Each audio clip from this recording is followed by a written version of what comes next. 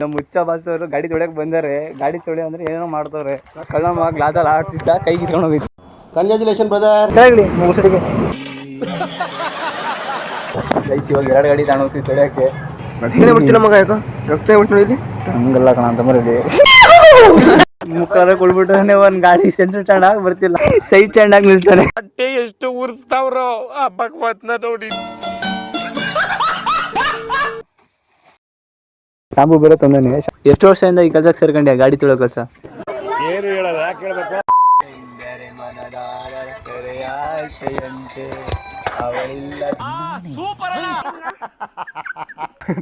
Shampoo ಚಪ್ಪು block ಅಷ್ಟೇ, ಅದ್ರ ಗುಣಗಳೆಲ್ಲ ಬಳೆ ಒಳ್ಟು ಆಯ್ತು. ಆಮೇಲೆ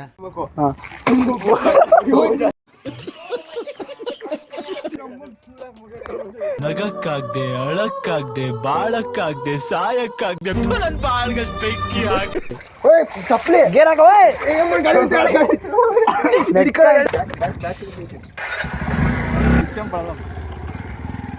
ಗಾಡಿ ಎಲ್ಲ ತೊಳೆದಾಯ್ತು, ಅಳ್ತಾನೆ ಪಾಪ ಹುಡುಗ. ಗಾಡಿ ಮತ್ತೆ ಕೆಸರು ಹಿಡಿಸ್ತೀವಿ ಹೋಗಿ. ಹುಚ್ಚ ಮತ್ತೆ ಫುಲ್ ಆಯ್ತು ಹಿಂಗಡಿಗೆ ಹೆಸರು. ನೋಡಿ ಫಾಸ್ಟ್ ಹೊಡಿ, ಫಾಸ್ಟ್ ಹೊಡಿ. ಇವಾಗ ಹೋಗಿ ಮುಂದಕ್ಕೆ ಹೋಗ ಫಸ್ಟು. ಹೊಸಡಿಗೆ ಹೋಗಿ ಮುಂದೆ. ಗಾಡಿ ತೊಳಕ್ ಬಂದಿದ್ದು 3 ಜನ, ತೊಳೆದಿದ್ದು ಮಾತ್ರ ಇನ್ನೊಬ್ಬ. ಎಲ್ಲ ಕಣ್ಣಿಂದ ನೋಡಿ ಕಂಗಾಲ ಆಗ್ಬಿಟ್ಟಿದೀನಿ. ಬೇಕಣ್ಣ ಈ ಲೋಪರ್ ನನ್ ಮಗನ್ ತಲೆ ಬೇಕೇ ಬೇಕು.